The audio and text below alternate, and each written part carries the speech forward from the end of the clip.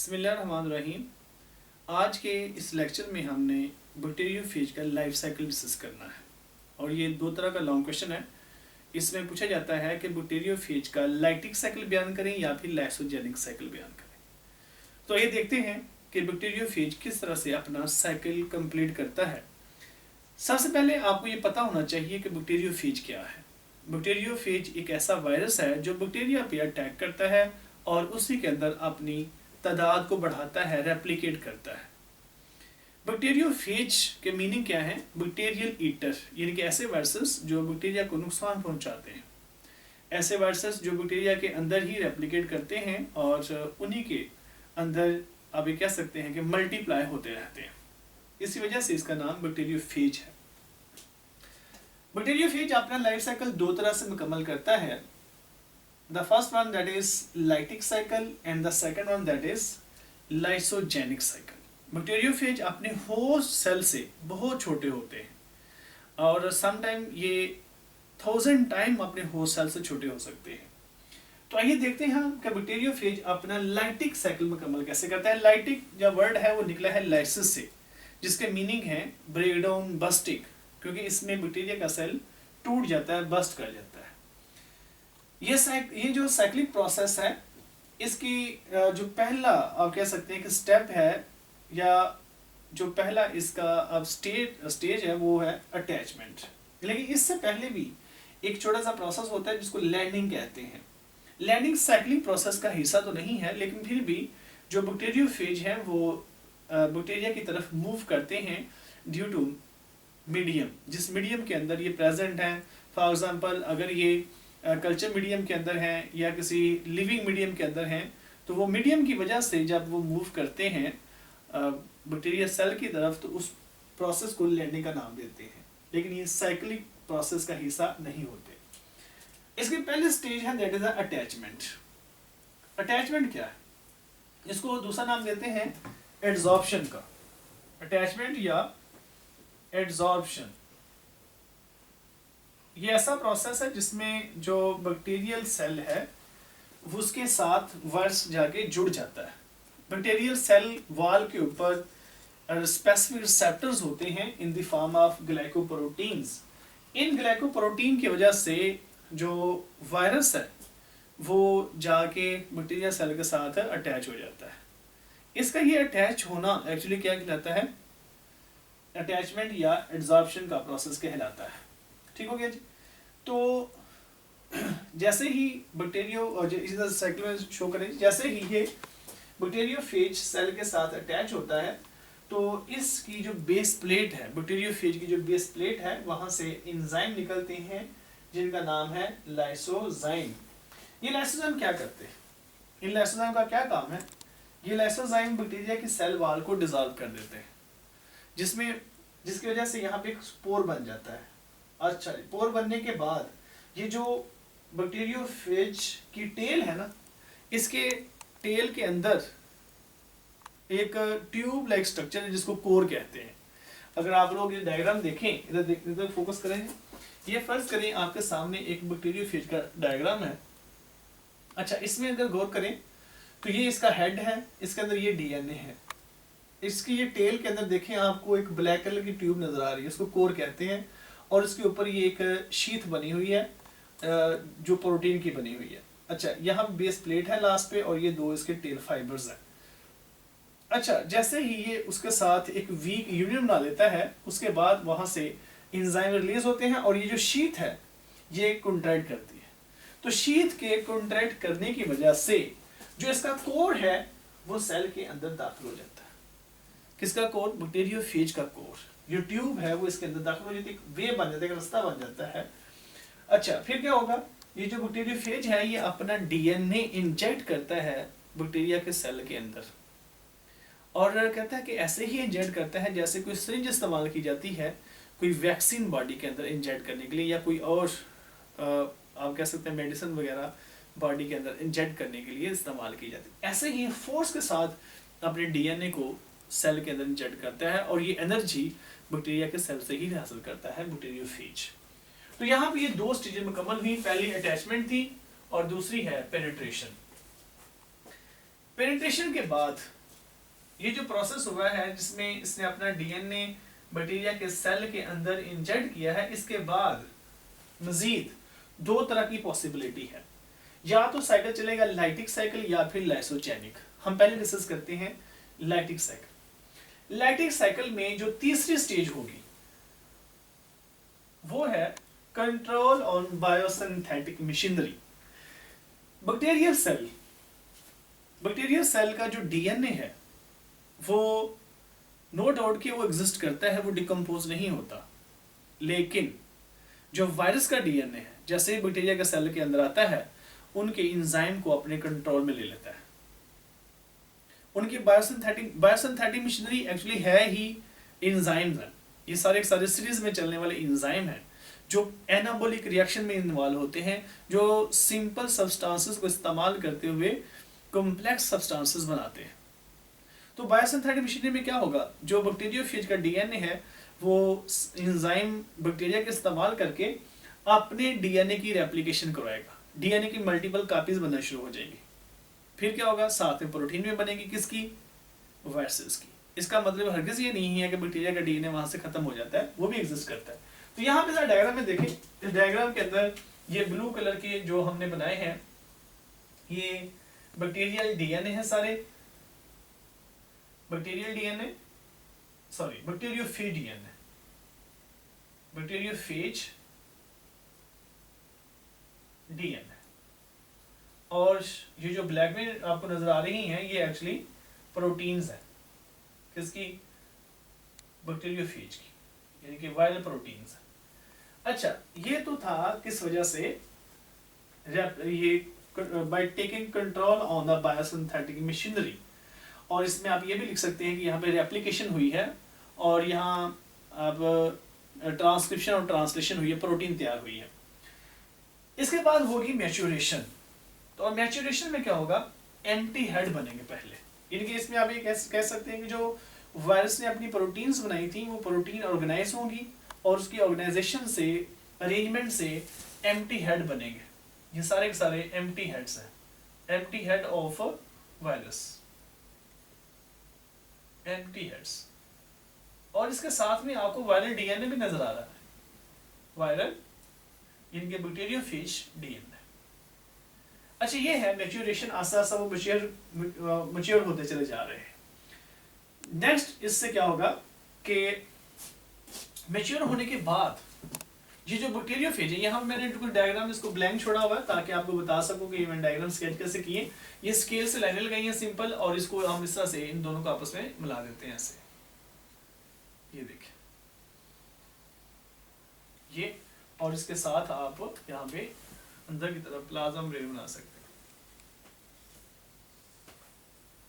ये देखिए। ये इस तरह से आप इसके दरमियान में सेल वॉल भी है और साथ में क्या है इसके सेल मेम्ब्रेन भी है। और फिर क्या होगा जी, नेक्स्ट ये जो एम्प्टी हेड आपके सामने बने थे, एम्प्टी हेड जो बने हैं, ये एम्प्टी हेड्स फिलअप होंगे और इस तरह से इनकी टेल भी बनेगी और ये मुकम्मल तौर पर ये मैच्योर हो चुके हैं और साथ में ये मल्टीप्लाई भी होंगे, इनकी तादाद में इजाफा होगा। आप इस स्टेज को नाम दे सकते हैं बाकायदा तौर पर कि ये मल्टीप्लिकेशन है, ऐसे। These are actually mature viruses. Tail fibre इनके बस नहीं है, बाकी वायरस जो ना वो आपके सामने नियरली अबाउट कंप्लीट बन चुका है। इनके अंदर इसके आप कह सकते हैं कि डीएनए भी मौजूद है और इनके जो प्रोटीन कोड हैं वो भी मौजूद है, ऐसे। ठीक है जी, ये है जी इनकी, आप कह सकते हैं कि ये मैच्योरेशन हुई है, मैच्योरेशन हुई है और इसके बाद मैच्योरेशन के बाद होगी इनकी मल्टीप्लिकेशन। तो यहाँ मैच्योरेशन हो रही है, यहाँ भी मैच्योरेशन हो रही है।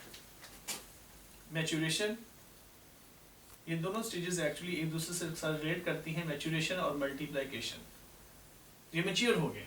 इसमें बाद क्या होगा, जब मल्टीप्लिकेशन होगी वायरसेस की तो ये 25 मिनट्स के अंदर तकरीबन 200 कॉपीज बना लेते हैं। इसका मतलब हरगिज नहीं है कि 200 कॉपी बनने के बाद ही ये बस्ट कर जाते, नहीं, मतलब ये बताया गया है कि 25 मिनट्स के अंदर 200 कॉपी बन जाती है। और आप ये समझ लें कि अगर ये 25 मिनट्स में 200 कॉपी बना रहे हैं तो 50 मिनट्स में 400 बना लेंगे, और 100 में ये 100 मिनट्स के अंदर ये 800 बना लेंगे। तो इसका मतलब ये हुआ कि जब इतनी ज़्यादा ये कॉपी बन जाती हैं तो ये जो बैक्टीरियोफेज, ये जो बैक्टीरिया का सेल है ये बस्ट कर जाता है। तो जब ये बस्ट करता है तो ये जितने भी मैच्योर वायरस होते हैं, मैच्योर वायरस, ये यहां से बाहर निकल आते हैं। तो मल्टीप्लिकेशन हुई, मल्टीप्लिकेशन की वजह से बैक्टीरियल सेल बस्ट कर गया। और यहाँ पे आप लास्ट पॉइंट लिखेंगे कि ये मैच्योर वायरस यहाँ से रिलीज हो जाएंगे। ये देखें, इसके अंदर ये टेल फाइबर्स भी हैं, शीथ भी है, और इस तरह से इसकी टेल भी है, बेस प्लेट भी है।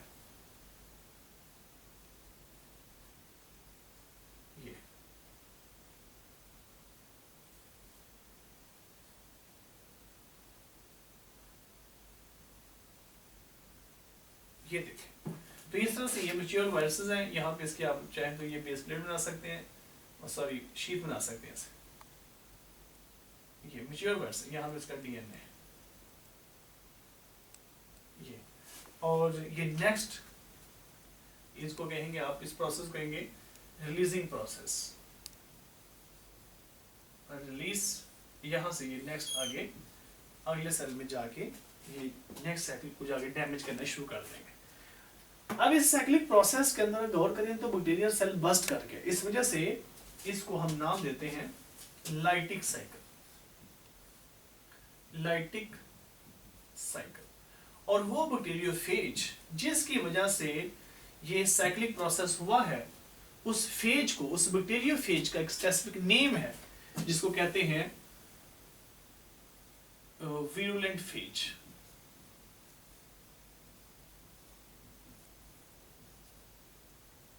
ऐसी फेज जिसकी वजह से विरुलेंसी हुई है, जिसकी वजह से ये आप कह सकते हैं कि बैक्टीरिया के सेल को नुकसान पहुंचा है, जिसकी वजह से वो बैक्टीरिया सेल बस्ट कर गया है। इस ऐसे बैक्टीरिया फेज को विरुलेंट फेज का नाम देते हैं। तो ये है स्टूडेंट साइक्लिक प्रोसेस, बहुत सिंपल सा प्रोसेस है। तो इसमें आपने जो स्टेजेस लिखनी है वो पहली है अटैचमेंट, सेकंड लिखेंगे आप पेनिट्रेशन, थर्ड इसमें लिखेंगे taking control on biosynthetic machinery, fourth लिखेंगे आप लोग मैच्योरेशन, 5B मैच्योरेशन, इसके दोनों एक ही हैं। फिर आप लिखेंगे 4 और 5, ये जो दोनों में आप इसको दोनों 4 में लिखेंगे, मैच्योरेशन मैच्योरेशन, डायग्राम दो बनी है।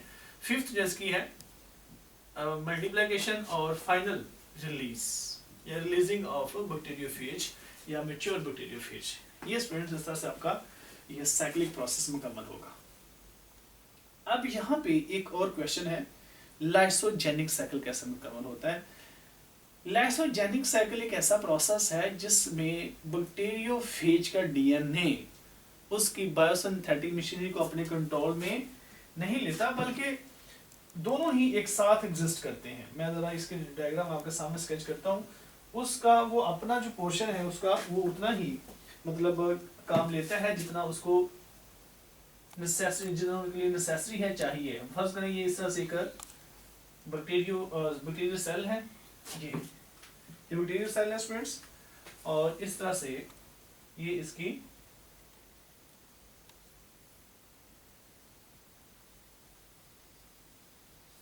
ये इसके सेल अपना प्लाज्मा मेम्ब्रेन में बाहर वाली जो है इसकी सेल वॉल है, और अंदर इसकी सेल मेम्ब्रेन है, सेल वॉल सेल मेम्ब्रेन। ठीक हो गई ये इसकी, अब ये कह सकते हैं कि दो लेयर्स हैं। अब यहां से गौर करें जरा, ये बैक्टीरियोफेज का डीएनए, ये वायरस का डीएनए है, सॉरी बैक्टीरिया का डीएनए एक तरफ, बैक्टीरियोफेज का एक तरफ बैक्टीरिया का, ये दोनों डीएनए आपस में एक दूसरे से मिल जाते हैं। बस ये देखें जरा, फर्ज करें यहाँ पे हम बना लेते हैं ये बैक्टीरिया का डीएनए, और इसके साथ हम मिला देते हैं वायरस का डीएनए। ये दोनों एक दूसरे के साथ ऐसे मिल जाते हैं, ऐसे दोनों इकट्ठे एग्जिस्ट करते हैं। इसको कहते हैं प्रोफेज।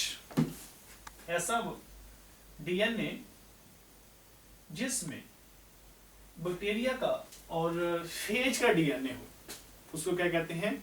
प्रोफेज। प्रोफेज, ठीक हो गया जी। इसमें फेज का डीएनए यानी कि बैक्टीरिया फेज का डीएनए, इस वजह से इसका नाम क्या है? प्रोफेज। अच्छा, बाद में इसके बाद आप इसमें ये शो कर सकते हैं, अगर आपको ये क्वेश्चन आ जाता है डिस्कस लाइसोजेनिक साइकिल, तो क्या लिखेंगे? ये बड़ा अहम एक नुक्ता है, इधर देखें, इधर इधर इधर फोकस करें। आपको क्वेश्चन आ गया है discuss lysogenic cycle of bacteriophage, तो आप यही लिखेंगे बैक्टीरियोफेज क्या है उसके बारे में लिखेंगे। फिर आप बताएंगे यहाँ पे जहाँ पे लिखा है ना ये लैक्टिक साइकिल, आप यहाँ पे लिख लेंगे लाइसोजेनिक साइकिल। Lysogenic cycle. और यहाँ भी ये स्टेज लिखने की जरूरत है आपको, यहाँ पे लिखेंगे आप लैंडिंग क्या होती है। फिर आप पहले ये स्टेज लिखेंगे अटैचमेंट। अटैचमेंट में आप ये मेंशन करेंगे कि जो बैक्टीरियोफेज है वो बैक्टीरिया के सेल वॉल के साथ ग्लाइकोप्रोटीन की वजह से एक वीक लिंक बनाता है, यूनियन बनाता है, जिसको हम कहते हैं अटैचमेंट। फिर पेनिट्रेशन का जिक्र करेंगे। पेनिट्रेशन के बाद आगे आपने कंट्रोल और बायोसिंथेटिक मशीनरी मैच्योरेशन वो आपने जिक्र नहीं करना। उसके बाद आपने लिखना है फॉर्मेशन ऑफ प्रोफेज, यानी कि इसकी तीसरी स्टेज ये होगी क्या? प्रोफेज। प्रोफेज फॉर्मेशन, ये इसकी तीसरी जो है आप कह सकते हैं स्टेज होगी। इसके बाद आप यहां मेंशन करते हैं कि ये रेप्लिकेशन होती है, ये जो fourth stage replication. Replication of DNA.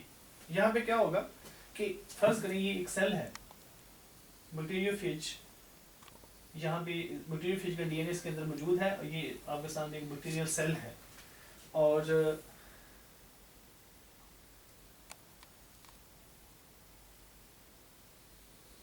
ये this is a bacterial cell, और यहाँ पे ये था इसका डीएनए, बैक्टीरिया का डीएनए, और यहाँ पे है वायरस का डीएनए।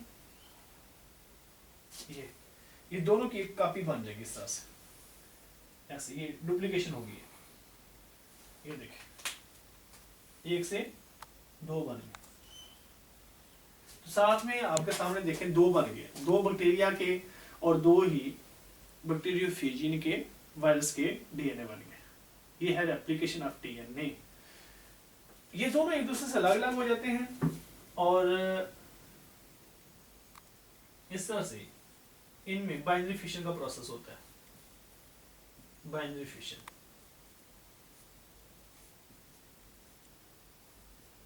बाइनरी फिशन में क्या होगा कि यहां से हम ये फर्ज करें ऐसे आपके सामने ये एक, यहां से हम इसको रिमूव कर लेते हैं थोड़ी देर के लिए। ये इस तरह से स्टूडेंट्स आप बना सकते हैं। This is a bacterial cell, ये, और यहाँ पे आप बना देते हैं इसकी cell wall, sorry plasma membrane या सेल मेम्ब्रेन बना देते हैं। और यहाँ पे आप दोनों को अलग अलग बना देते हैं, ये एक डीएनए, ये दूसरा डीएनए, और इसी के अंदर आप बना लेते हैं कि यहाँ पे इस तरह से ये बैक्टीरियोफेज का डीएनए है, और यहाँ मेंशन करते हैं कि जो प्लाज्मा मेम्ब्रेन है वो अंदर की तरफ ऐसे बेंड करती है ऐसे, और इसके पीछे फिर सेल वॉल भी ग्रो करती है, बेंड नहीं करती ऐसे। ये देखेगा इस तरह से ये एक सेल से 2 सेल बनने शुरू हो गए। बाद में क्या होगा, ये एक सेल से 2 सेल जब बन जाएंगे तो इससे 100% वैसा ही आइडेंटिकल सेल बनेगा जिससे ये प्रोसेस शुरू हुआ था। तो ये प्रोसेस ऐसे चलता रहता है, यानी कि मल्टीप्लाई होते रहते हैं। ये 1 से 2 बने, 2 से ये 4, 4 से 8 एंड सो ऑन। जितने भी बनेंगे हर एक के अंदर जो डीएनए होगा वो दोनों का ही होगा, किसका, बैक्टीरिया का और बैक्टीरियोफेज का, यानी कि बैक्टीरिया का और वायरस का। इसको कहते हैं लाइसोजेनिक साइकिल।